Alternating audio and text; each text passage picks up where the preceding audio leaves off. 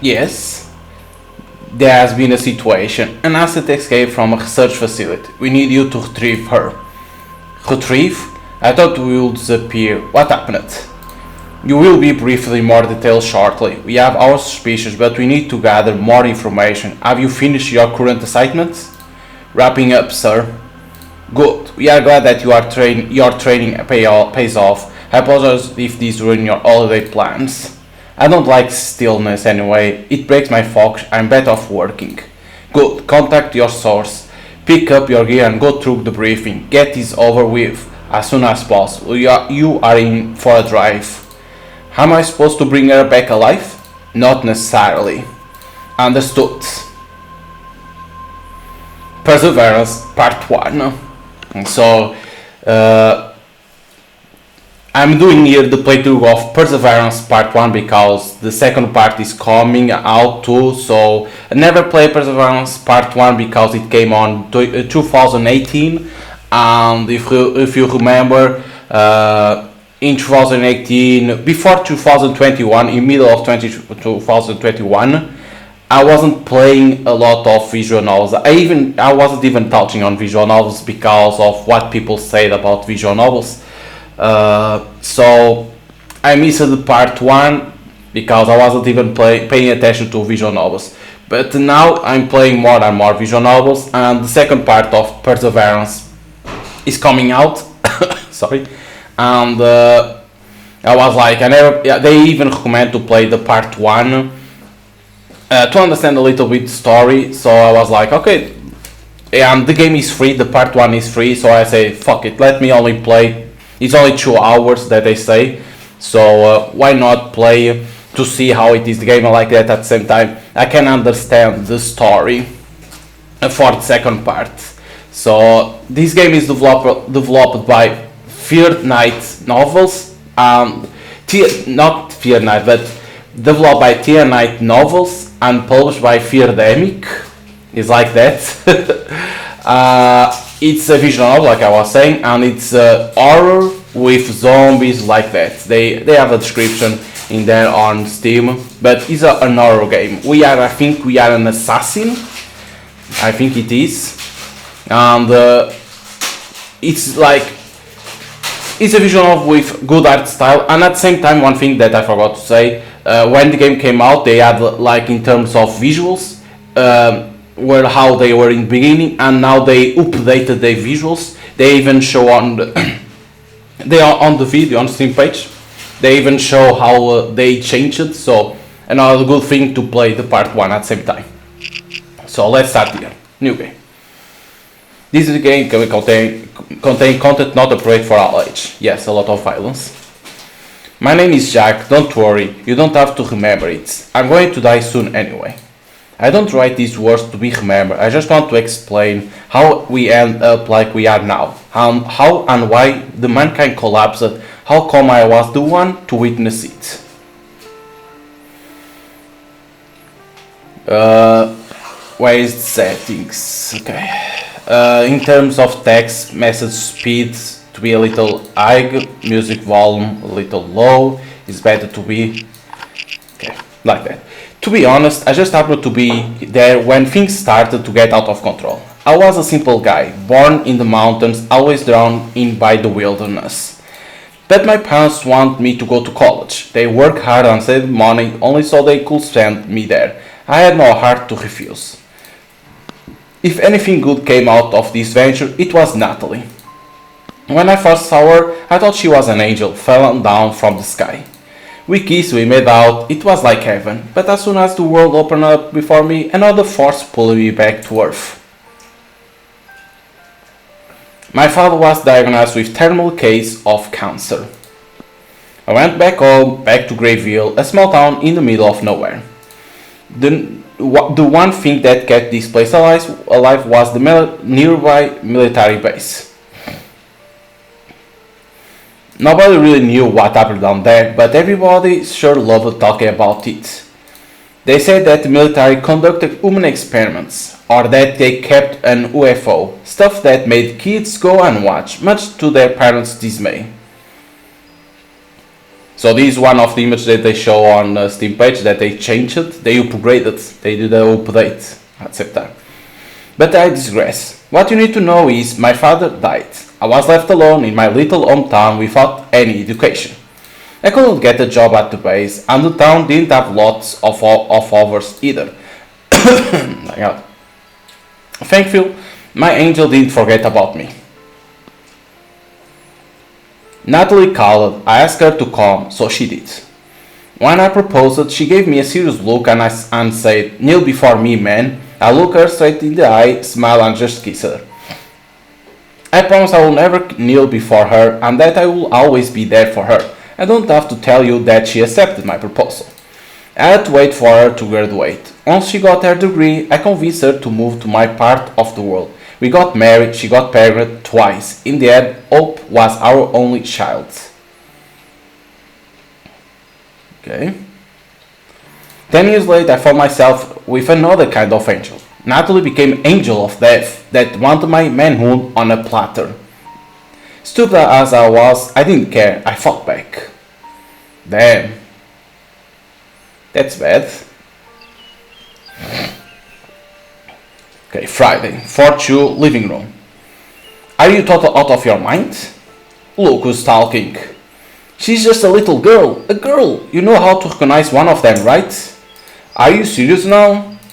I'm dead serious. I'm not letting you take our dog on a hunt.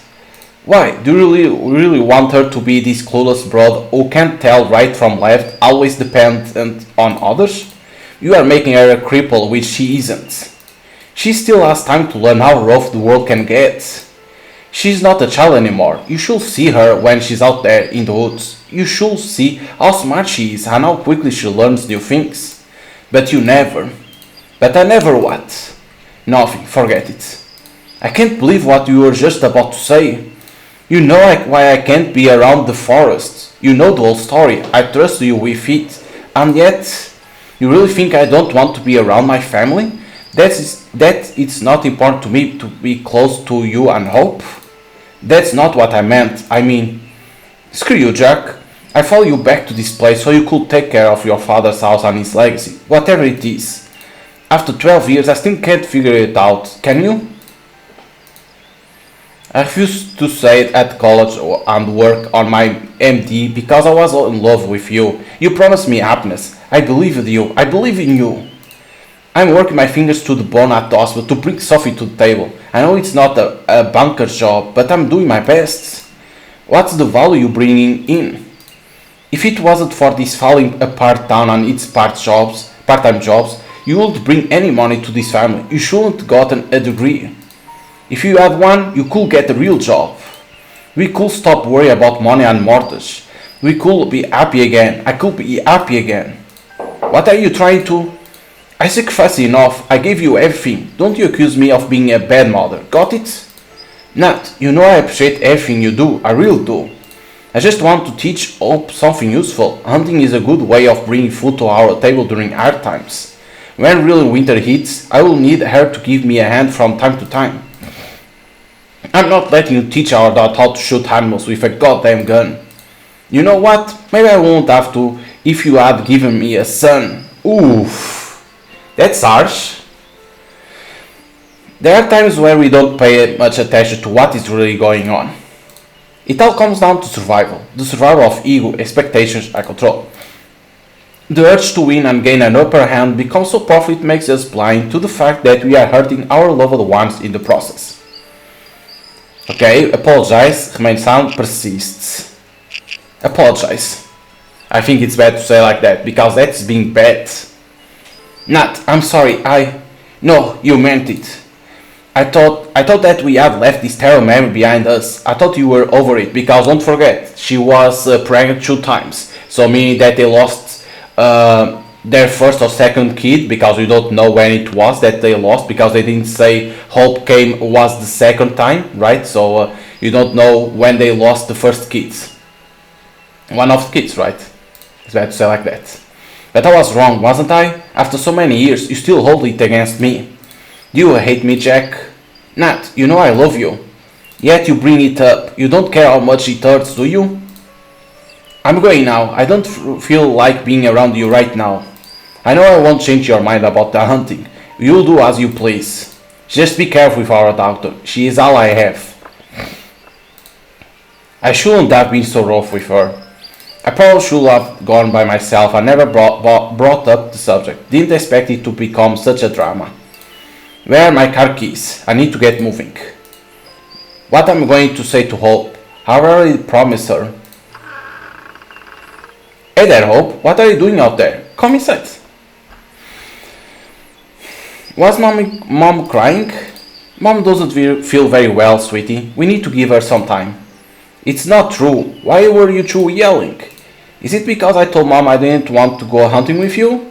You don't want to go? Why? Why didn't you tell me? We always have so much fun watching wild animals together, Dad. I just don't want to shoot them. I was afraid you would get angry if I told you, so I told mom. But now you two are fighting because of me. I won't look. It's not your fault. If there's something you don't want to do, just tell me. I won't get angry, I promise. I'm sorry, Dad. It's fine, Hope. There's nothing to be sorry for. What were you up to anyway? You should have been back from school an hour ago. Nothing. Were you playing near the military base again? Hope. Yeah, but there were so many trucks and I saw soldiers and I told you that Murphy's base is not a place for children to hang around. Nobody knows what is down there. Maybe there are aliens from another planet who came to Earth to kidnap children. Yeah, and they can read your mind, and if they see you, they can replicate your body. Have you been watching scary movies with mom again? Yes, no, well, kind of. Mom was watching alone, and I couldn't sleep, so I slipped in and watched it with her. Invasion of Body Snatchers is not a children movie, won't you agree? Yeah, it was really scary. Serious now. No one knows what kind of operation they are running at Murphy's. What's behind that fence? I know you are smart, so I trust you. Can you promise me you won't get near the base alone? I promise. Good girl. Maybe the others didn't see you, or maybe you are one of the replicas. Only I'm having fun. Where's my beautiful daughter? Give her back, you monster. Hope, can you hear me? Ha ha ha, Dad, it's me. Ha ha. I knew you were in there. I'm coming for you, sweetie. I just need to fight this abomination first. Gah! Ha ha ha, Dad, it tickles. I will give away everything to bring back those moments with her, seeing her smile and feeling the pure love and joy around her. If I was ever truly happy, it was when I was with her and Natalie. Back then I took it all for granted. I just didn't pay enough attention. Because don't forget is the backstory to know who we are, like what passed in the time. Alright, sweetie, I need to get ready for this trip. Can I come? Not this time. I need to take my time and do some thinking. Just trust me, it's going to be super boring. But one day you'll take me with you again, right? I don't want to hunt, but we could still go bird watching together or something. Of course, sweetie, I'll take you with me next time. Great, can I bring my plush rabbit along? Sure. As long as you keep an eye on him. Where is he anyway? I don't know. I think I lost him again. Have you tried the attic? No, I don't like going to the attic alone. When I come back, we'll look for him together, okay? Promise?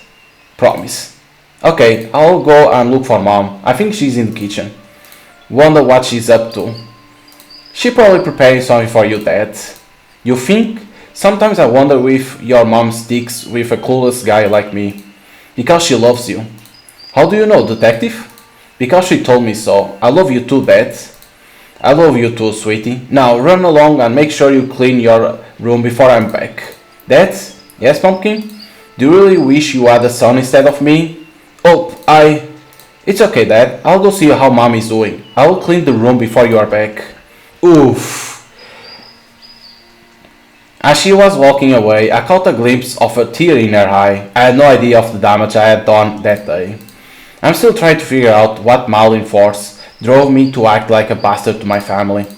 Maybe it was my short temper or my lack of restraint. Maybe it was something else. Having a son had always been my dream. That is not well written here because there is 3 E's. It's been. I will imagine teaching him everything my father had never taught me, taking me out into the world, watching him grow and mature. Arm wrestling with him and sharing a glass of the same malt, discovering he became a superior man and feeling proud.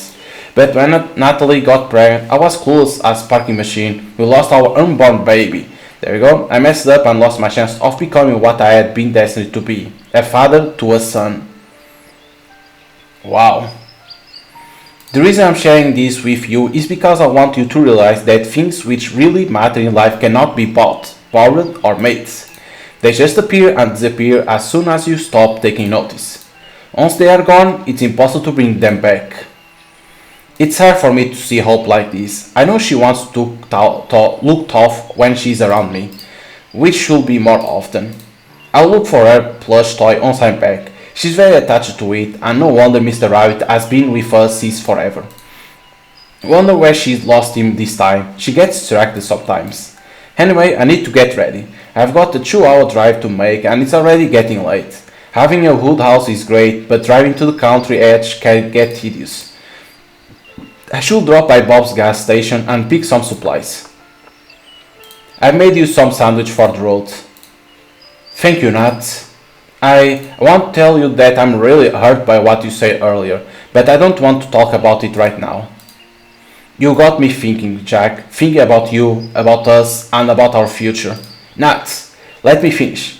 I realize that I'm responsible for my own happiness and shouldn't burden you with it. I decided. What did you decide? I decided I'm going back to my studies and that I want to get my final degree. This is what I always dreamed of, after all. I remember you mentioned it a while ago, but I didn't think you were serious. Are you? Why won't I? For starters, this is a huge decision. It will impact our lives. Don't you think we should at least talk about it first? We are talking about it now. Listen, I know we aren't on the greatest terms right now, but this is a big deal. I only hope we can talk it over more before any decisions are made, okay? Besides, what about hope? I trust you, Jack. I know you didn't mean what you said earlier. You were always a good father, and you are still. You will take care of her. To be honest, I realized that I carry my share of guilt too. I found myself competing with you for Hope's love. It's crazy. Yeah. I don't agree with everything you do, but it's life. I guess none of us is perfect. We just need to put in effort and make it work. And I know that it won't work if we keep living in the same way, away from what we truly want. I want to become a physician, and that's what I'm going to do. Do I get to have a say? Do you want to stop me? I don't know yet. Well, what do you know, Jack? You were supposed to say, I know I love you. You know I do. Yeah, but sometimes it's nice to hear from your husband. Makes you feel appreciated. Maybe you're right. Maybe I'm a bit frustrated right now. I feel stuck, you know? I understand. But I'm not changing my mind about getting a degree just like that. It's too important for me. We'll figure something out, Nat. We'll talk about it once you are back. I mean to ask you, is the roadster working? Yeah, I fixed the suspension and the front tire. It should be fine. Last time we ran out of air, Bob came to rescue, you know? Let me only put the text a little bit faster, the message speed to be faster, okay? The music a little bit lower and the effects at the same time, okay, like that. Really? Oh, Bob? Well, ain't he a stand-up guy? It's not every day a girl gets rescued by a tall, muscular, handsome man. What's wrong? Are you jealous? Shrug it off, take it like a macho, confess your feelings. Confess your feelings. Maybe. You know how strong he is, there's something mysterious about him too. A mysterious man with dark hair and dark eyes. I was watching him change the tire with his big hands. He seemed so powerful, yet gentle at the same time. He was so focused and determined to do his job. Oh, just thinking about him makes me... Stop torturing me, woman! Hahaha, you are jealous after all, so cute. I need to get ready. Yeah, I've got to run some errands too. Don't forget your sandwich. I won't. Thanks, Nat. I love you. I know you do, Jack. Call me once you reach the cabin. I don't know if the game has multiple endings or not. So, okay, somewhere else. This is what you saw in the beginning. Reporting in. What's your stats? Because this is the girl that's gonna hunt. I thought it was us, but it seems not. The tracking device works perfectly. I'm 50 clicks away from the target. She's on the move, but appears slow and random. Doesn't look like a change. Remember your protocol. Do not make a mess. Try to bring her alive if possible. She might be valuable. Yes, sir. We inform you that there is another asset operating your area. Should your efforts fail, we will move in. Understood. We are counting on you. Thank you, sir. I thought we were the assassin, but it's not, so I read badly. So it's like there is an assassin after us. That's what it is. Almost everything I needed was at CAG, but I had to pick a few things up. I decided to stop at Bob's. I didn't feel like roaming around the supermarket, and besides it was the only place to buy gasoline in 30 miles radius. But I don't think the game has multiple endings. I think it's only one ending, but you have choice. It's what it is. I also like the owner, Bob. Wasn't his real name, but it was how he introduced himself. He told me his real name once, but I wasn't able to pronounce it correctly. His shop was the only place where you could score proper booze. The temptation was firmly there when I approached the door and struggled with it. On the one hand, alcohol will sure help me relax. On the other, I would have spent all my money and I had a little to begin with. Because they don't say on the Steam page if they have multiple endings or not, so that's why I'm like, if it has or not. That's why. Hi Bob. Jack, good to see a familiar face. Like you see any other face in here. You'll be surprised. I doubt I ever seen as many new people as during the last 2 weeks. How come? Beats me. Ever since they built the highway there was almost no traffic around here, especially at this time of year. But hey, who am I to complain? The more customers, the more money comes in. Anyway, what brings you here? Off for a trip? Yeah, but I feel like I need some time off. Where's Hope? Isn't she coming with you? Not this time. That's a first. I thought you were trying to teach her survival skills. She seemed into it. I still do. It's just, well, I had a big fight with Natalie over it. You want to talk about it? Natalie gave me a lecture about kids and responsibility. She said Hope didn't want to learn about hunting. It turned out to be true. Hope admitted. I don't know what to think of this y'all yet. Sometimes I feel like the worst father in the universe. I must admit, I see where they are coming from. Shooting prey won't be my cup of tea either. What? You too? Guess this makes me the last barbarian in town. I like animals. They are living beings just like us. Instead of killing, I would rather protect them and admire their beauty. You know I want to become a vet once. It didn't work out though. I'm still paying off a painful loan for trying. Hunting isn't only about killing. It's about going back to your primal self. It's about tapping into a true instinct. If actually teach you to respect nature. Well, maybe. It still ends with the animal dying. I believe you can have another kind of strength. For example, Nadal seems to be strong and capable enough to provide for you guys, even though I doubt she has ever shot an animal. Yeah, about that. Aren't you and Nat getting too familiar with each other? What do you mean? She told me you are her handyman. Just want to do a good deed and help a woman in need. A knight in shiny armor. Where's your horse, chief? Same place yours is. Haha. Haha. What can I get you, Jack? I'll have a lighter, some batteries, and a few of those energy bars. Oh, and a flashlight. Last one I had is dead. Do you have bandage? Sure thing. Great, I'll take one. It's safer to have some.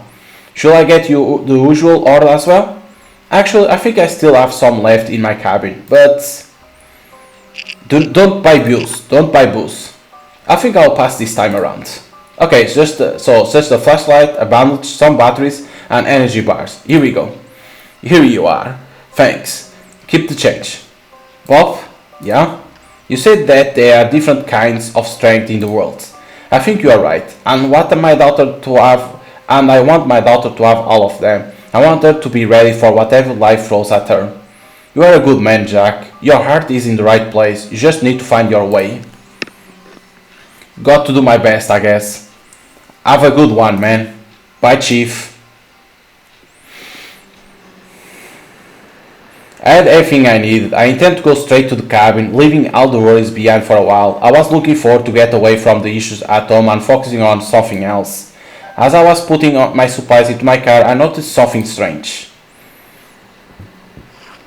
A young woman was strolling down the roadside. At first she caught my caught my attention simply because she was coming from outside the town.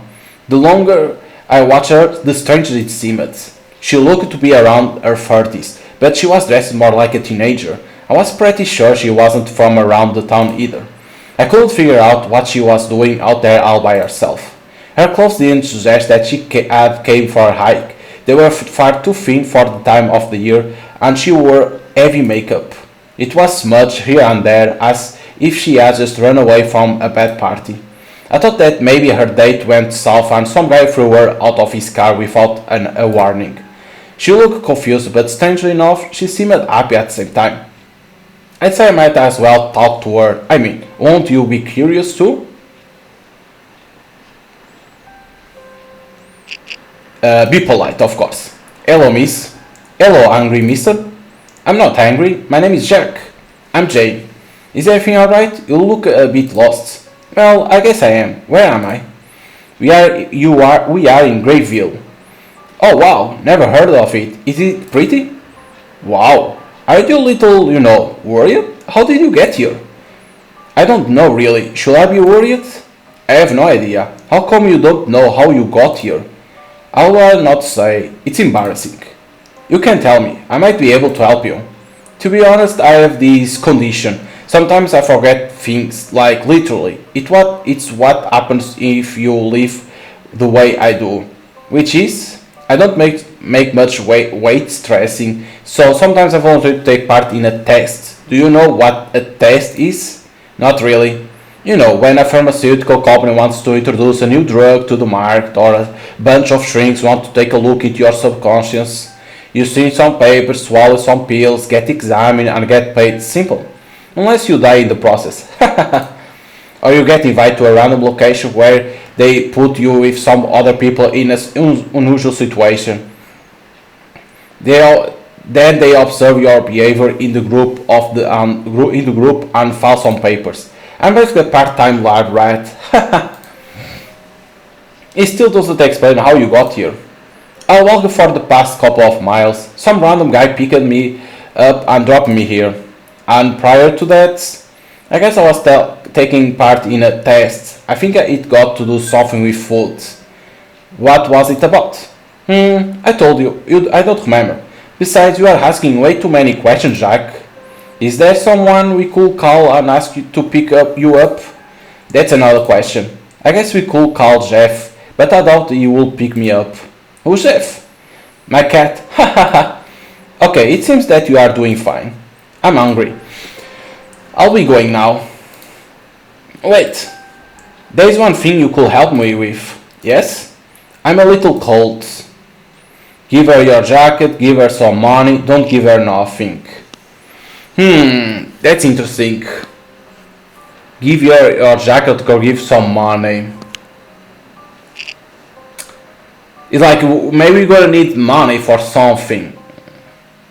But at the same time, the jacket has a lot of pockets.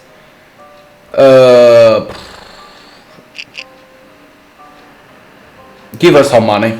And a few bucks, all I had left from my little shopping. Here.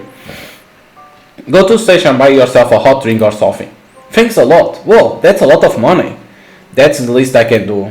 You are sweet. Your girlfriend must be very happy with you. I bet you can't get her hands off you. Yeah, I guess. I'm sure you also have someone close to you. Not really. I mean, there was a guy who liked me at the last test job I did. We talked a lot about his work at his laboratory. He was super smart. I remember he said the test we were running was like super important. It will change mankind forever, he said. Can you imagine being a part of something like that? I can't remember his name though. Mark? Murray? Marv? Whatever. Do you remember where it was? Not really. It must be being super secret, jeez. Cause they drove me with a dark band covering my eyes. But they promised to pay me good money for that one. You do live your life like the crazy way. I got to give you that. Yeah, I guess I do.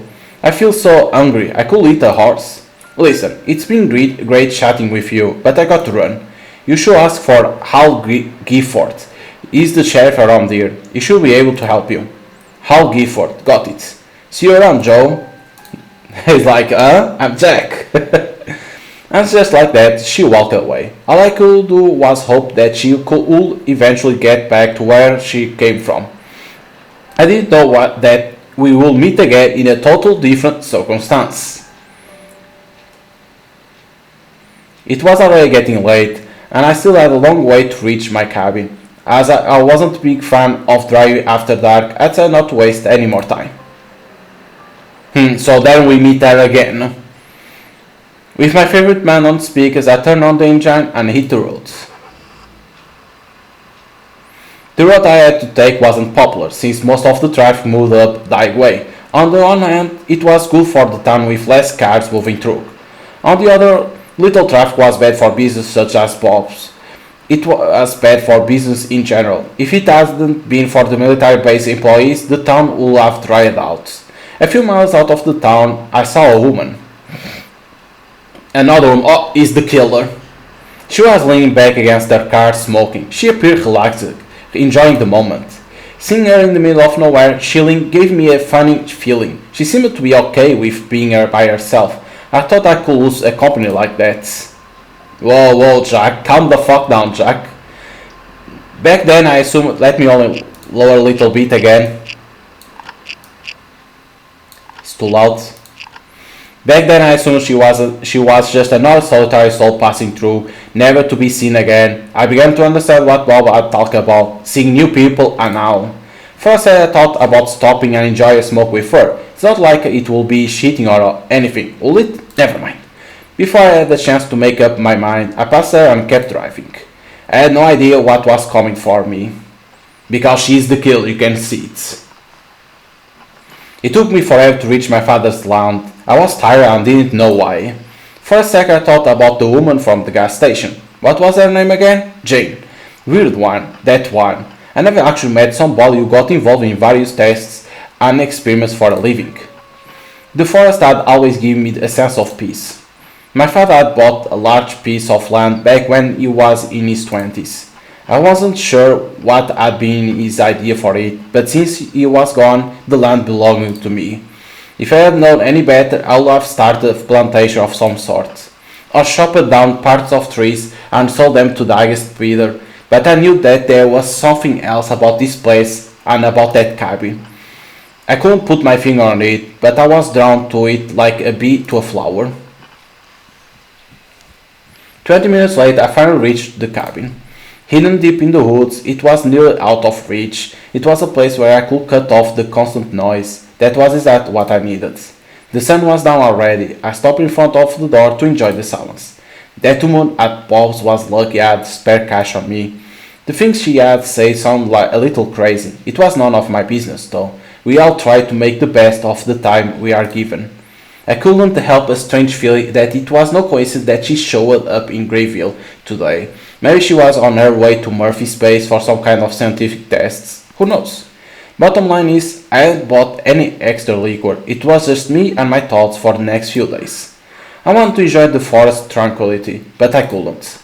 A dog was barking somewhere in the distance. I thought it was just a stray mutt. After a few seconds, the barking stopped. I let out a heavy sigh and opened the door. I instantly felt the familiar smell of wood and old blankets. Somewhere else. Uh-oh. It's Jane? Oh shit, blood. What the fuck was that? The fuck? She was coughing and something came out. What the fuck? First thing I did was find some match and build a fire. Look at that fire.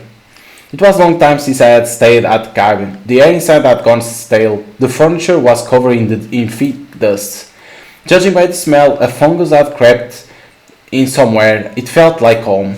I didn't have the energy to take care of it. As soon as I got inside, all my awareness caught up with me. I tossed my bag onto the bed and sat down beside it. The worn-out wood creaked under my weight. I thought that I would finally have a chance to relax. I was wrong. As soon as I sat down, my phone started to ring. The usual cheerful ringtone was now almost painful to listen to. I remember the times when you needed to talk around the house to get a signal. Now these bloody things can catch up with you even in the middle of nowhere. I reached down for my phone and checked the screen. There was a single name on it. Natalie. Right, I was supposed to call her. Was it already time for an aftermatch? Can't say I was ready, but I couldn't simply ignore her either. Hello Nat. Hi Jack, how was the road? It was fine, I just got settled. Listen, about earlier. I think all has been said, Jack. Can you please just for a second stop pretending like you know it all? Okay, you're right, I'm not over what happened to us. But all I want was for Hope to be happy. I want to spend more time with her. That's why I suggest we go for a hunt together. Did it ever cross your mind to actually ask her about what she likes? Nat, she doesn't know what she's into. I can give her a hammer and a bag of nails and she'll be into carpentry. She's just a kid. It's up to us to show her the options. I think you are underestimating her. She ain't a small kid anymore. You said it yourself. Well, I think you are overestimating her. Guess we are a pickle here, aren't we? Guess we are. I can't stay mad at you, Jack, even if you hurt me to the core. I'll make it up to you, Nat. Anyways, the hospital just called. Apparently they got some hard junkie case over there. I need to take a nighter and put Hope to sleep earlier. Is she going to be okay? Yeah, don't worry. I asked her how to check on her later. He say it's fine. When Hope's out, she's out for good. Speaking of the little devil, she wants to talk to you. Hold on. Hi Dad. Hi sweetie. Mom said there was something on your mind? Yes, I was thinking very hard about the hunting and I came up with a great idea. Listen, I'm all ears. What if instead of shooting animals we catch them? We could later bring them home and tame them in the backyard. I will take good care of them and... Oh, sweetie. It's impossible, it's a great idea. No, but it's like you don't want to catch a deer and try to tame a deer or a wolf. You get a wolf. How now I gonna tame that? But every time I want to... damn it. It's like she needs to learn at the same time, right? Like that you can't tame everything, so it's impossible. I'm sorry, but that's impossible. Why? Well, we can't just catch animals. They will be miserable living with us. They need to be free. But we have such a nice house and a lot of space in the backyard, and I will take good care of them. I know you will. Still, it's impossible to tame an animal that was born in the wilderness. It will always long for its freedom. That's where it belongs. I guess you're right, Dad. I know how much you love animals, but it just wouldn't work, Hope.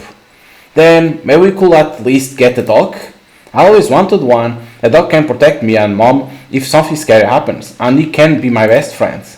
Hope, we have talked about it already. A dog is a huge responsibility.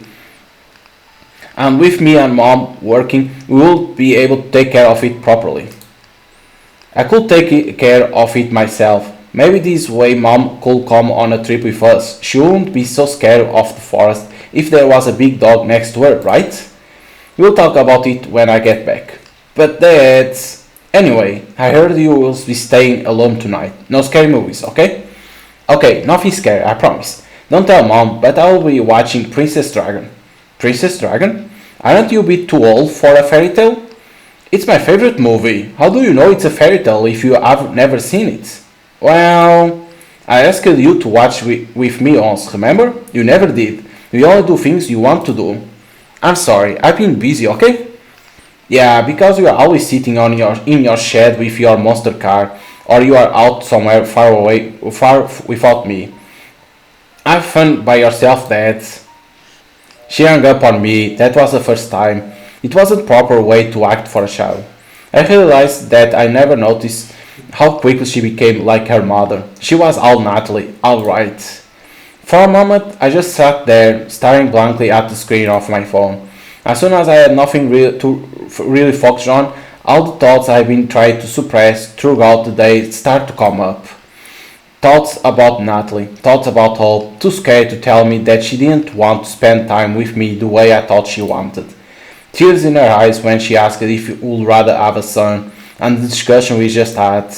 I knew I would need to face these things eventually, but not at the moment. Back then I just wanted to rest. Was that too much to ask for? With a heavy heart, I got up and started searching for my loyal company. I found her lying behind the bed, waiting for me. If I had known that so many thoughts would catch up with me, I would have bought an extra one when Bob had suggested so. The bottle felt heavy in my hand, full of golden liquid. I looked down on the label, only to notice something unexpected.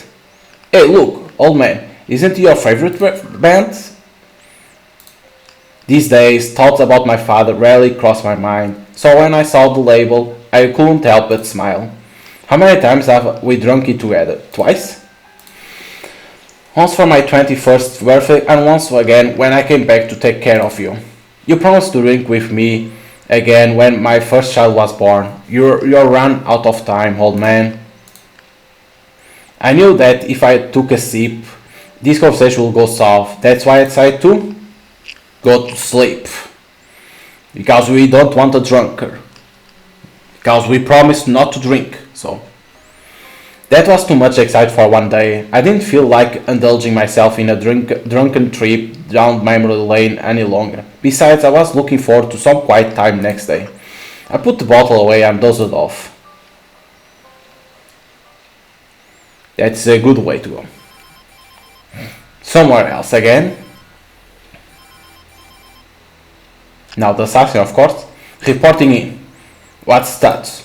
She's on the move again. I found that tracking device. It looked like she ripped it away with her own teeth. Oh, so she's after Jane because that thing that she took out, it was the tracking device. Okay, there's the explanation.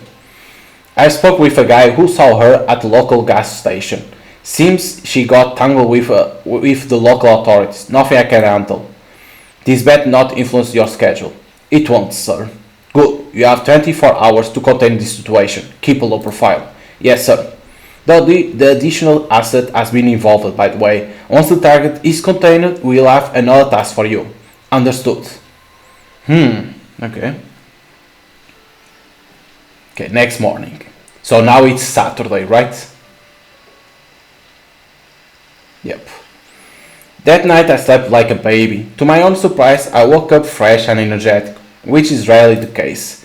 It didn't take me long to realize why. When I looked out the window, I noticed that the sun was already high.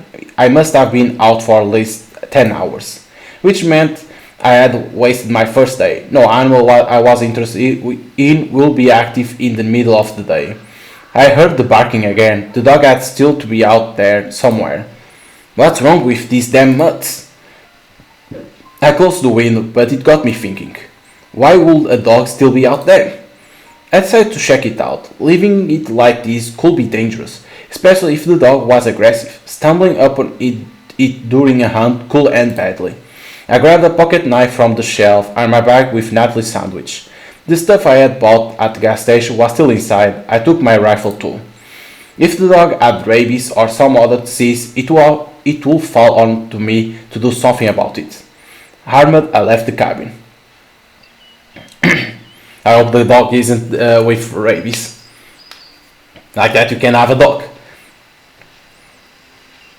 Following the barking was difficult. I couldn't use any of my usual tracks, so I walked into the forest blindly. Whenever the dog went silent, I was left without any clues where to go.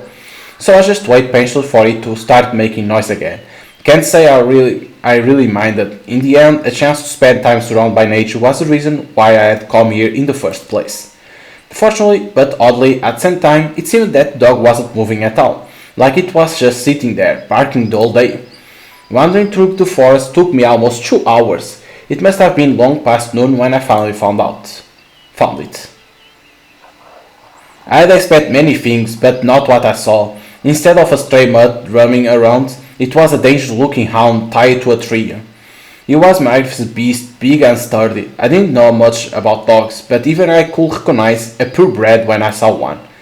Looked like he had spent at least a couple of days in the forest. He was a bit dirty, but he's still healthy and strong. There was bloody wound on his neck. The claw must have cut his skin when he struggled to set himself free. Some boss must have left him there to die. If I laid my hands on the guy who did this, even just thinking about made me furious. Someone decided to leave an animal to starve to death like he couldn't leave it at the shelter. And why? Out of shame? Because it was a long drive? These were all trivial, yet there we both were. Hey there, buddy. Grrr. Oh, okay, easy now, easy. I tried to approach the dog, but it turned out more difficult than I had expected. I had to focus on keeping all my fingers intact. First of all, I had to free him somehow. Touching the collar was out of the question. Tinkering with it at this point will cause him too much pain. Let me only save. Okay.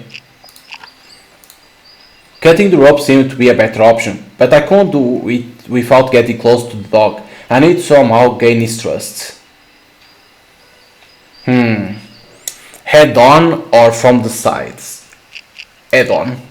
With the rope tied to his neck, I could more or less predict how far the dog could reach. That's why I decided to approach him head on. In the worst case scenario, I will just get out of his range.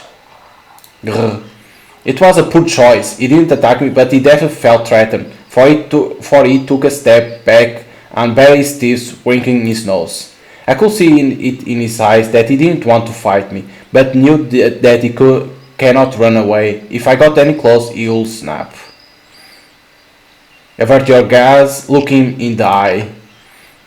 Among humans, when you want to convey sincerity of your actions, look the other person straight in the eye. But apparently that's not how you do it in Animal Kingdom. The more I looked, the more frightened the dog grew. It got low on his legs, his tail curled. He took a step back, but at the same time prepared to make a leap. It wasn't the kind of reaction I had wanted. Grrr. Things didn't look good. I was worse at handling dogs than I had imagined. If things had continued this way, I would never be able to get him to cooperate. But I couldn't just leave him there. I needed to find a solution. I took a step back and watched him push himself up. I tried not to look him in the eyes. Fortunately, I had one more ace up my sleeve. Okay, we had to avert the gaze. Okay. I didn't want him to feel challenged, so I gave him space by averting my gaze. I was still a little worried how he would react, so I watched him from the corner of my eye, ready to back off it if needed. But it seemed that the dog finally gained some confidence. He started to wag his tail timidly. Alongside the fear, I caught a glimpse of curiosity. The fangs were still there, but more as a reminder rather than a weapon ready to be used. He was waiting for my next move. I finally got my chance. We were still far from friendly terms, but that was about to change. I reached for my bag and opened it slowly. The lovely smell piqued the dog's attention immediately. I had something no meat eater would be able to resist, especially not one that had just spent a few days stranded in the forest. I fished into the bag and pulled out one of Natalie's sandwich. I'm sorry, Nat. It pains me to do it, but it's necessary sacrifice. I know you'll understand if you were here. With a heavy heart, I grabbed one of the sandwiches Natalie made for me yesterday. It was probably not the healthiest food for an animal, but hey, he probably didn't care. Time for worrying about nutritional values will come later. I ripped the packaging apart and threw its content near the dog. It disappeared faster than I had thought possible. The dog must have been here for days. Whoa, you must have been really hungry, huh? Woof. No worries, there's more of it. I unpacked 2 more sandwiches and tossed them to the dog. With his fang out of my way, I finally had the chance to take care of the rope. It was a thick one with a polyester cover. I didn't know much about ropes, but if I had to guess, I would say it was probably used for climbing or sailing, somewhere where durability counts. The knot used to tie it around the tree wasn't trivial either. When the animal tugged in an attempt to free himself, it only grew tighter. At this point, there was no way to untie it, not with a pair of sharp teeth ready to bite my arm off. I needed to cut the rope somehow. The problem was that I wasn't sure if I was prepared. I could recall all the things I had with me. I could lose. Let me only save in 2, like I always say. A rifle? Not a sandwich. I needed to cut the rope somehow. The problem was that I wasn't sure if I was prepared. I could cut all the things I had with me. I could lose. Not the sandwich. We are doing a great job, and I still need them to keep the dog occupied, yes. Besides, it's not like I could actually use them for cutting anything. Okay, now the pocket knife or the rifle? because it was hard to cut. Maybe the rifle. In the end, I conclude that trying will be a poor choice. Not only I could predict if it will really work, but the sound of shot will terrify the dog. Moreover, I could hurt him in the process. I need to come up with something else. It has to be the knife. Okay, let me only load. Okay, the sandwich. Okay, pocket knife. Okay. Well, another choice. What else is a knife for? Sadly, it wasn't that easy. The knife was pretty dull, still useful for things like opening cans, but not so much for cutting. With a rope so thick, it would have taken ages before I got through even all of it. I need something else. That's why I say it. That's why I say rifle, because he already said that with the knife couldn't cut. Try will be a poor choice, moreover could hurt the dog. Well, another choice, what else is a knife for? What? Batteries? I intended to use the badge I bought at the station flashlight, but so far I had neither the chance nor the need to do it. I took one off the packaging. Flashlight? No, just no, there is no way to use a flashlight to cut it. Wait, I have an idea. The flashlight itself was useless to me now, but the light bulb could be used for various things. Starting a fire was one of them. I took the flashlight apart and picked the bulb. I had all the things I needed. Now was the time to set my plan in motion. Using the pocket knife, I broke the light bulb to expose the tungsten filament. Then I placed it under the rope and carefully touched the base of the bulb with the battery. The filament lit up immediately. The heat allowed me to melt the cover of the rope, which made cutting it much easier. As I was cutting the rope off with my knife, I kept watching the dog. He sat there and was growling from time to time. I knew that he would attack if the sensed hesitation or fear. Dogs respond to emotions. I focused on the rope and tried not to think about him snapping at me. It took me a couple of minutes, but eventually the dog was free. Hey buddy, your prison time is over. Woof! What do you want to do now? Not that you have much choice. Sorry mate, but you look like a typical lap dog. Staying here is out of the question. Plus, your neck looks pretty bad. Someone should take care of it. Perhaps I know a guy, but I need you to come with me back to my cabin. It's an hour walk from here. So what do you think? Are you up for a stroll? Woof! I'll take it as yes. It wasn't a yes. The dog was still wary and rather hesitant to follow me. No wonder. It was impossible to tell how long he had been tied to that tree. Thankfully, last of the sunch did the trick. So we don't have nothing to eat. Okay, so Jane on the hospital. Okay. We are starting to see what's happening. And that's why they hire that assassin to capture Jane, because they know that she's a zombie. Okay. She's infected, it's better to say like that. I was able to leap the dog all the way back to the cabin. I pulled my phone out and called for reinforcements. I knew how to patch up small scratches, but this guy needed someone more skilled than me.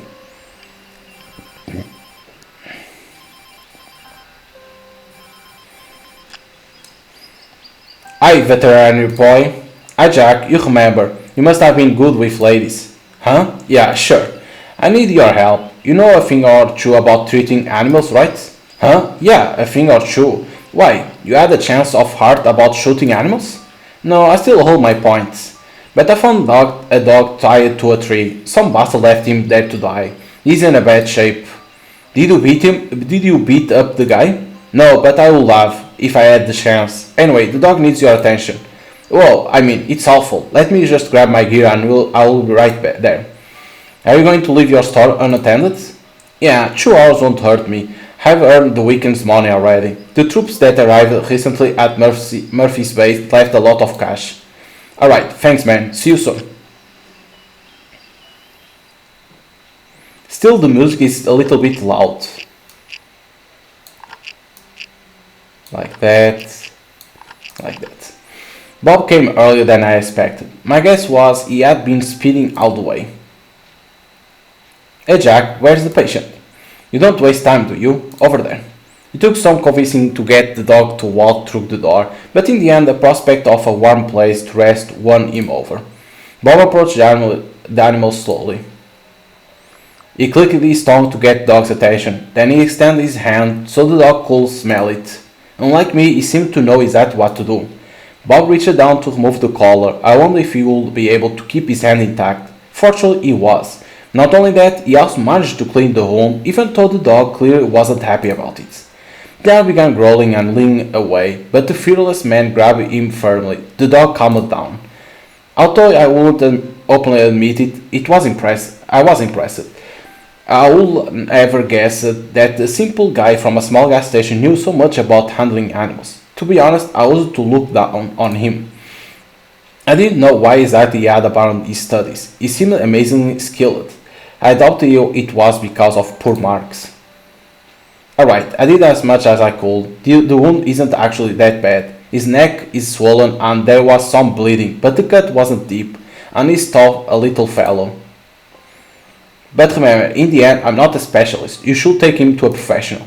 Yeah, I know. It's just there is no vet around here. I'm driving this fellow back home with that wound. Would have been pretty hard on him. That's why I called you. Yeah, he doesn't seem to be open to trips with strangers yet. I also brought you some dog food. Don't give him too much at once. If he didn't eat for a few days, he might not digest it properly. Anyway, what will you do with him? I don't know yet. When I found him, I just had to help him. I didn't have much time to think about what to do with him later. I don't feel like giving away to a shelter. Maybe we could take him? He seems to trust you. I would love to have a dog, but you know fully well that I can't, Jack. Don't tempt me. Why not? You seem to be doing pretty well these days and... No, just no.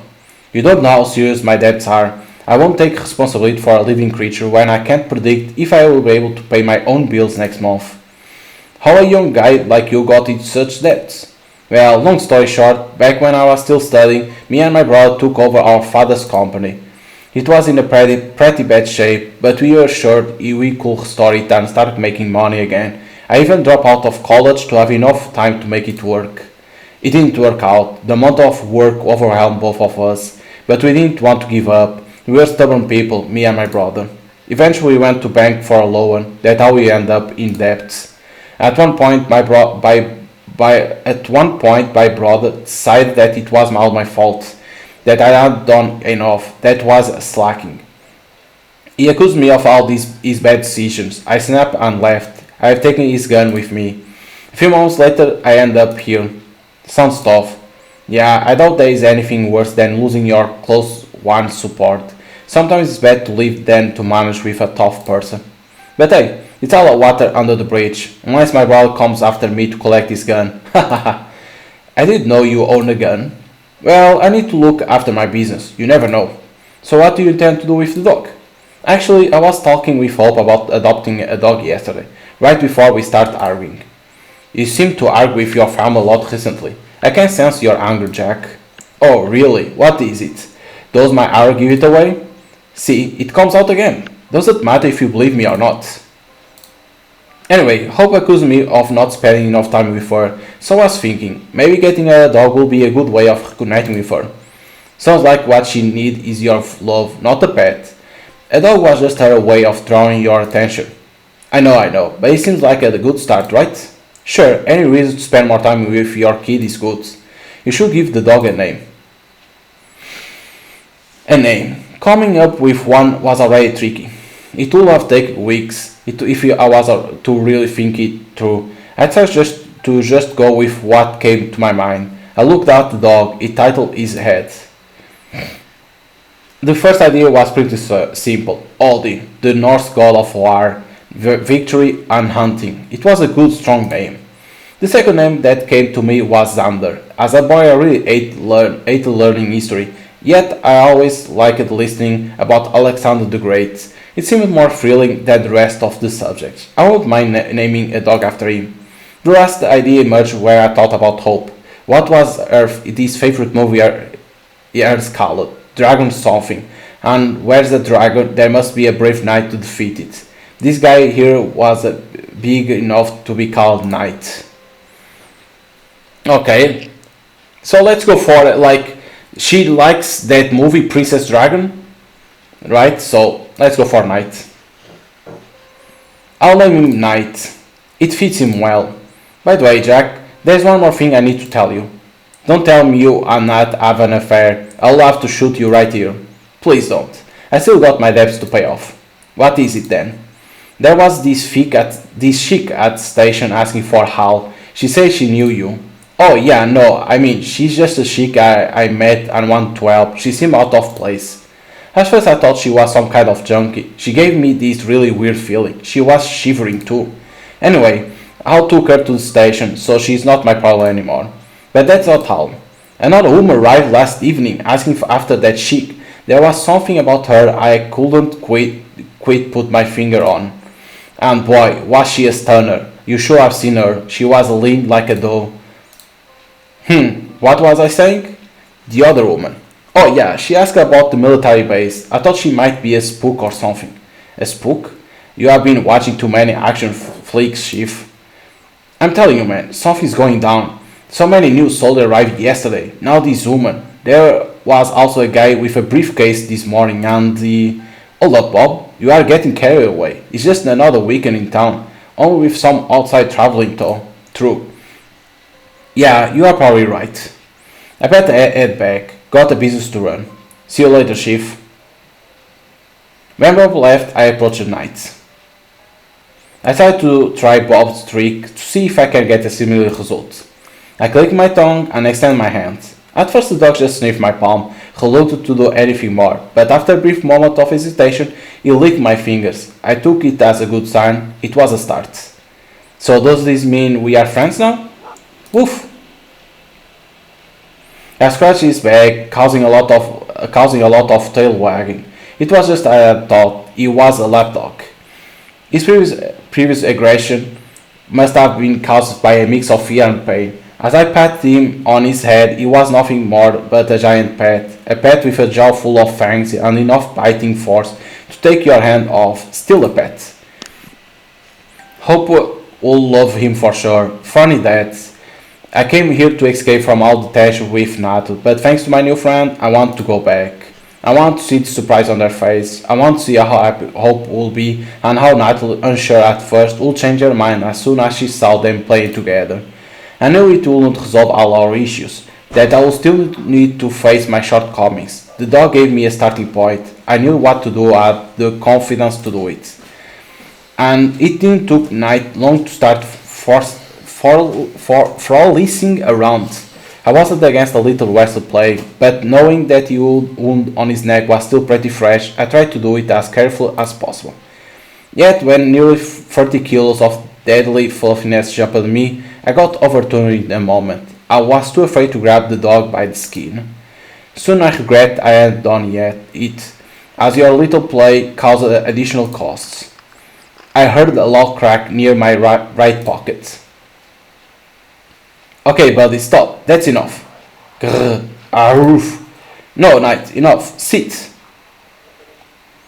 When I managed to get from under the dog, I reached into my pocket, only to find that my phone took the whole enterprise pretty badly. The screen was covered in cracks, the battery went loose, and the frame above the speaker was smashed. For a sec I thought it was done for. Fortunately, as soon as I put the battery back in, the phone came back to life. The case was cracked, but it was still usable. In the end I decided to call it a night. It had been a long day. I planned on going for a hunt in the morning, so hitting the bed early was crucial. Okay, so again, the assassin. Reporting in. This is not a special call, agents. Doomer got away. No one told me what to expect of her. She attacked several people at the hospital. I saw her. Calm down, agents. This wasn't in the briefing. The girl basically bit her way out of the hospital and jumped off a third-story window. She was like mad. I've never seen anything like that. And others? The locals are shocked. Sheriff wants to organize a manhunt. I already seen soldiers from the military base moving around the town. The town will undergo a quarantine in a matter of 2 hours. This should make your second task easier. Your briefing? Listen to me. If what she's carrying is infectious, your quarantine won't be able to contain it. People will die. I need to find her. Calm down, agent. Focus on your second target and let us do our part. What about my extraction? You'll figure something out. Your target is to secure the scientist and get him out of alive. And the second asset is what none of your concern. Find the scientist, get him out alive, bring him to us. Do not fail this time. We will be very sorry to see you go. Ooh. Because they never care about the agents that go to there to try to save someone. It's like a Resident Evil. It was still dark outside when I woke up. Night was sleeping on the carpet near the fireplace. I rolled my eyes and reached down for the phone to check the time. Weird. Seems the battery is dead. I was pretty sure it was around 40% the evening before. It seemed impossible to have discharged overnight. I must have forgot to turn it off or something. There was nothing I could do about it now. I plugged the charge in and went to wake up my new friend. Hey buddy, are you in for a hunt? Come on, you'll like it. I could use some help. Think you are up to for it? Oof. That's more like it. To be honest, I had no idea if taking night was a good idea. There was a pretty big chance you'll scare all the other animals away. People often hunt with their hounds, but you need to know how to train your dog for it. Worst case scenario, we'll just have a nice stroll around the forest. I took my pocket knife, my rifle and a piece of bandage with me. I want to be prepared better than the day before. I knew the ice around the cabin pretty well. I had a general idea where deer tend to roam. Even if I wouldn't shoot any, it was always great to spot one. That's what I had tried to communicate to Bob. It's not about the shot, it's about the hunt. We were walking quietly for half an hour. I was thinking about the guy who had left night. I had no respect for such a person. I remembered the rope. It must have belonged to a climber or somebody working with boats. Bastards. Suddenly Knight stopped and started sniffing around. I knew he must have caught a trace. I had a feeling he was a real predator after all. He decided to trust his instincts. A dog's sense of smell could guide you to places you would otherwise miss. He stood still for a minute, focused on one direction. He began to growl, but I couldn't see anything. The dog began to run. I struggled to keep up with him. I was trying to guess what we both were up against, a bear or a deer, or something else. However, what I saw was a person. A young man in a blue sport jacket and a baseball hat. Silver carabiners at his belt rattled as he walked. Compared to me, he made a hell lot of noise. I had never seen him before. What I did recognize though was the place we were in. The same place where I found Knight the day before. Before I had a chance to connect the dots, all hell broke loose. The two of us weren't the only people around. There was someone else. Someone I didn't expect to see again. It was that woman from the gas station, Jane. She was moving extremely fast. She ran up to the unsuspecting guy and jumped right on top of him, knocking him down. She leaned down towards his arms and started to bite him because she's a zombie. That's when the screaming started. At first, I couldn't really comprehend what was going on. My mind tried to come up with some kind of explanation. Maybe they were just fooling around. Maybe it was some stupid charade. Maybe I was daydreaming. It took some time before the reality of what was happening hit me fully. I'll never forget that sight. Holy shit. Jane beat a part of the guy's arm out and swallowed it. I saw her face. She was covered in blood when she bent down again to sink her teeth in the guy's throat. It was no longer a human face. She was devouring a living person. Can you imagine it? The guy was screaming in pain. He was trying to push her off, but didn't have enough strength. When she reached for the neck, it was already too late for him. Soon the scream was replaced by gargling and gnawing. I couldn't move. I was paralyzed with fear. Knight reacted first. He lunged at Jane, clenching his jaws on her hands. I don't know where her strength came from, but she tore the dog's jaws open and threw him away as if he were a paper doll.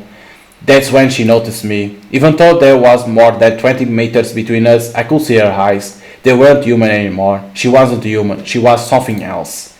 There was nothing in her face beside a primal rage. It was an ancient fear of a wild beast in its most basic form.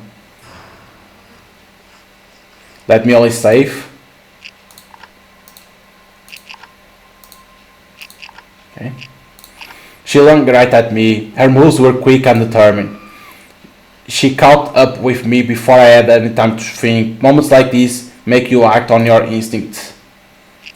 Shoot her.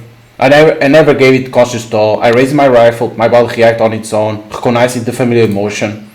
I aimed and took one shot. For a split second, my mind became crystal clear. I wasn't sure if it would make any difference.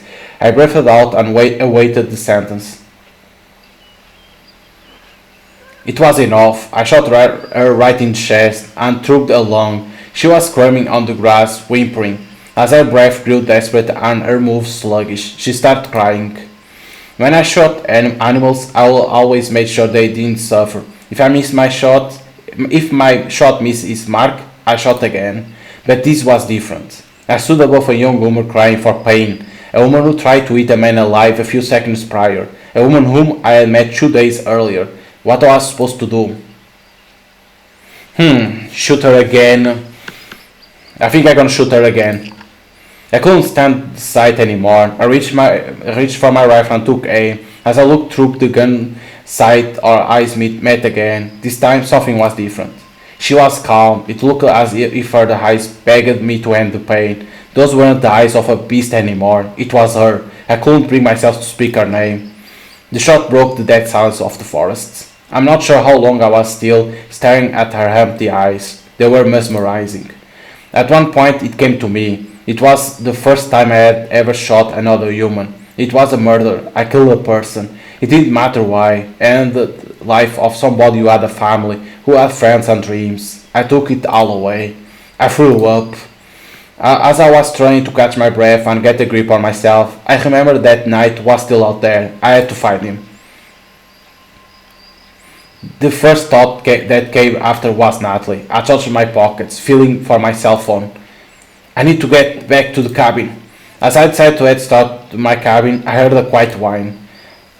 I looked around frantically, searching for Knight.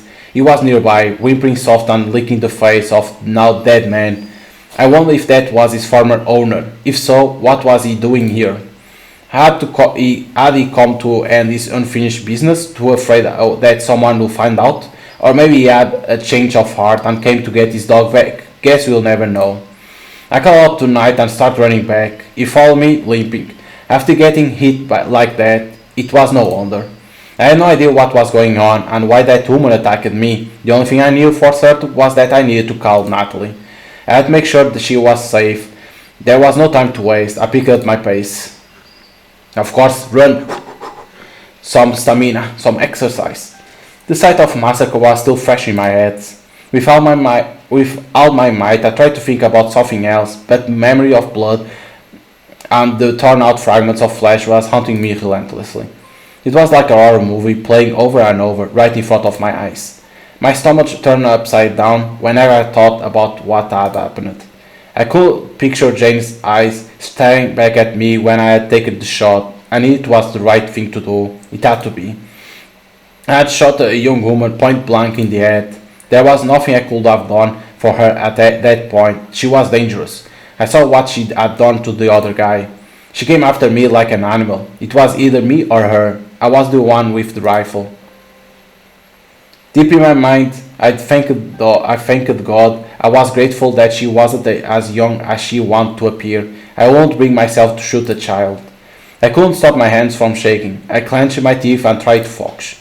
I thought about offering myself some whiskey, but I wasn't sure if it would make any difference.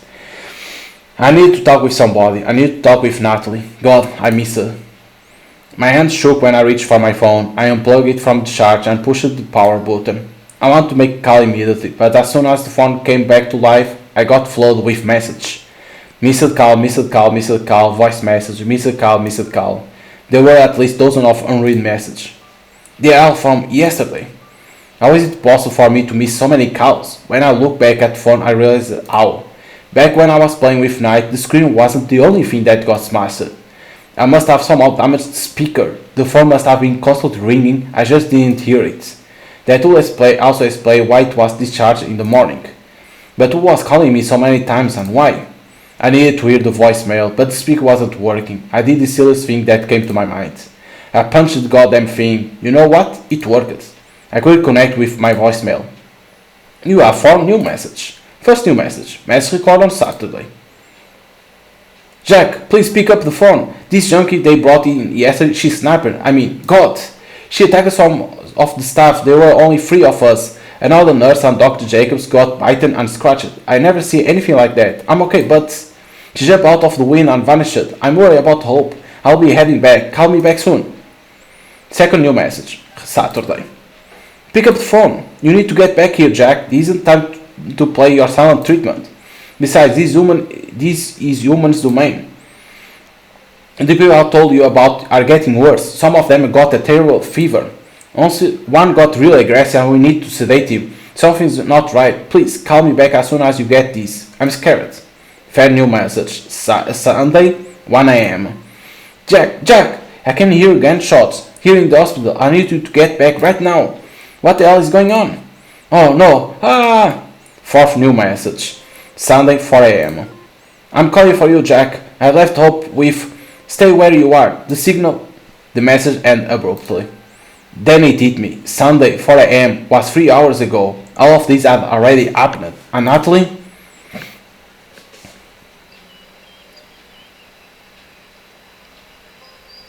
She's driving. Oh shit. Is she bite? She got beaten? After the voicemail stopped playing, I just stood there staring at the screen. I guess I needed a moment to process what had happened. As soon as I snapped out of my stupor, I knew that I had to find Nat. Nat, what? My first instinct was to call her, but my phone had enough.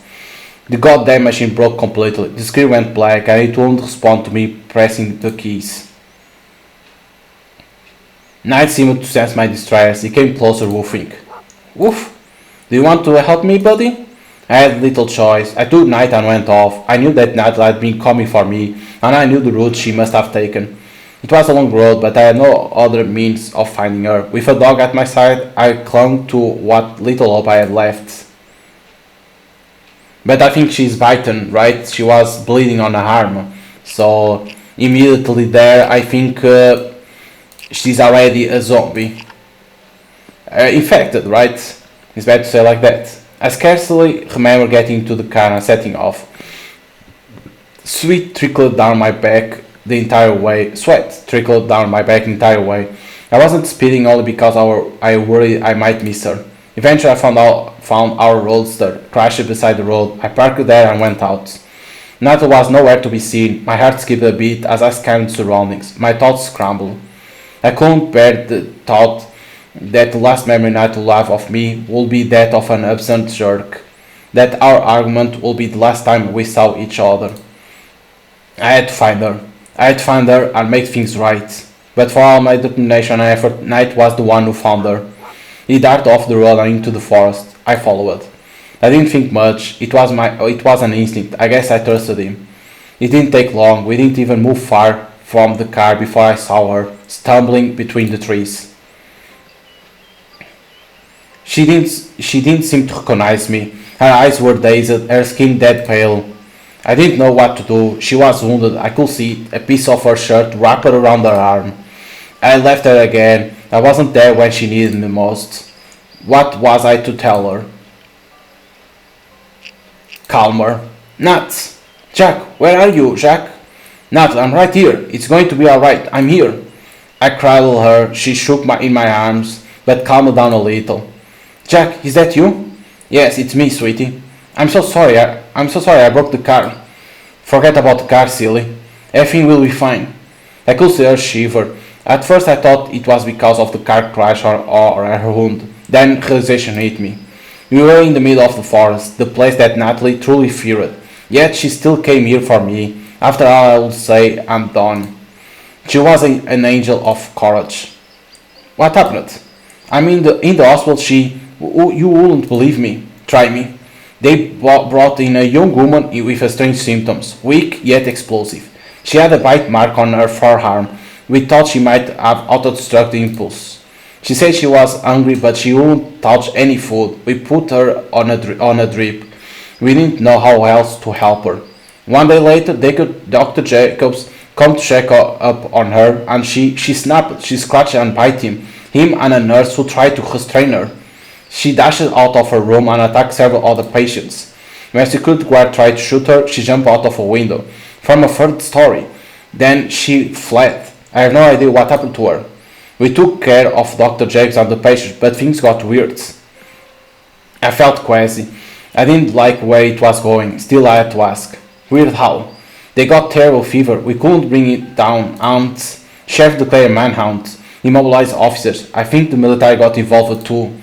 They set up checkpoints. For some reason, it seems like they are trying to keep people in. Then there was that woman. It's hard to say who she was. I swear to God, I was sure she was my co-worker, but it turned out she wasn't. I don't know who she was. What about you? Are you hurt? I'm fine. I was worried about you. Why didn't you call me back? My throat clenched when I thought about what had happened in the morning, how Natalie's patient ended up. I shouldn't lie to Nat. There was already too much bad blood between us. She deserved my honesty. Then again, after all she went through, wouldn't it be even more cruel to tell her what bad happened? I swallow and sigh too. Okay, so we can lie or tell the truth. No, tell her everything. I told her how I found Knight and how he broke my phone. What came next was more difficult. I had to tell Nat what became of her patient, how I found her, and that she was too far gone to save her. That I had to shoot her in self-defense. If Natalie had been pale before, now she was sickly. I didn't know if it was because of what Jane had turned into or because of what I had done. At any rate, it wasn't the worst of it. Natalie interrupted me only once. God, I didn't think, how could that happen? I have no idea. It was as she turned into an animal. But she was a human, Jack, only just hours ago. I know, Nat, but listen, I didn't have a choice. I had to defend myself. I understand. She attacked me, Nat, not the other way around. Remember that. The worst part was what happened later. I had to confess to killing that woman. As if she was more animal. I didn't try to sugar it. Yes, I had thought that it was mercy, but it was still a kill. I will never forget the look in Natalie's eyes. It haunts me to this day, the disbelief, the pain. Still, Nat was a strong woman. She hid her emotions quickly. We both had more important things to do than dwelling on the past. What happened with Hope? Is she still at home? God no, I won't leave her alone. I took her with me, but she was scared. And I thought, I didn't know what happened to you. I was worried what we might find. So I dropped her at Bob's. He promised to take care of her, and I trust him. We are supposed to meet outside the town. You don't ask what is that, why she's bleeding from the arm? I think you should ask about that. Well, shoot me. For a moment back then, I felt relief. I thought that regardless of what happened to me and Nat, at least our daughter was safe. I didn't know anything. What the hell happened here? And that's the end, because you could see that it was the shopping and that it was Bob. That someone attacked Bob. And that assassin, right, the assassin was asking what the hell happened here. There we go. It's like overall, I have to say, very good. Like artwork, very good artwork, amazing. Of course, they updated the artwork, of course. Before it wasn't like this. I never said, but at least doing the update, they update for better. So thumbs up for that. They never stopped working on the part 1 too. Good thing. So thumbs up for that. In terms of the story, yes, it's like our character is telling what happened. It's like telling how everything happened. Is what it is. It's like him telling telling a story, right? Telling how everything started. So I think it's easy to understand the story. Like we say that we want a boy, not a girl. Our wife lost one baby and then got Hope. Of course, Nat and us got some. They weren't understanding very well, right? They had an argument between each other. And then appeared Jane, that we thought it was a normal human, of course. So, but she told that she was doing experiments, and then everything started because of Jane. She maybe escaped from a laboratory, and there is someone that told to this agent or assassin to capture, because they were saying to capture Jane, and the other and if that first mission failed, because she failed, it was to get a doctor that we don't know what doctor, and capture him alive. So what they are saying is that now they want to capture that doctor to make an antidote, like Resident Evil, right? That they create that virus, and then they want to create an antidote against that virus, but they need someone that knows how to create that. This same thing, right? You can understand that, like that. We get a dog, that's cool, and we see the first time an zombie. We have always choice, but I think the choice don't change nothing. It's like there is no multiple endings. I think choice is only like the way that then you can tell to your wife or to other people. I think it is. Now one thing that I don't know is your save will continue for the part 2 or no, or is like, okay, these choices were only for the part 1, not for the part 2. That's one thing that I think they never told. I think they don't even say on Steam page that your save continues on the part 2. I think they don't say that. But overall, a very good game, and like for part 2, I think it's gonna be amazing because everything is starting to happen already.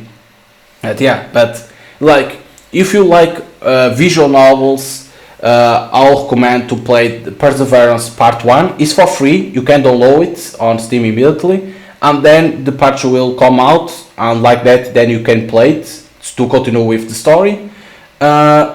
If you are not a big fan of visual novels but you like horror games, this is another game to play it too, because we have to admit it's very good. The story, artwork, longevity, so it has everything that I like on the visual novel. In terms of longevity, it's not long, 1 to 2 hours, depending on how you read. There is choice too, good artwork, good story. So I'll recommend to people to play the part 1 of Perseverance. It's free, and then buy the second part that will come out. That because it has a good story and it's only beginning. So yeah. So hope you guys enjoy here the playthrough of Perseverance Part 1. Hope you guys enjoy it, and see you guys next time.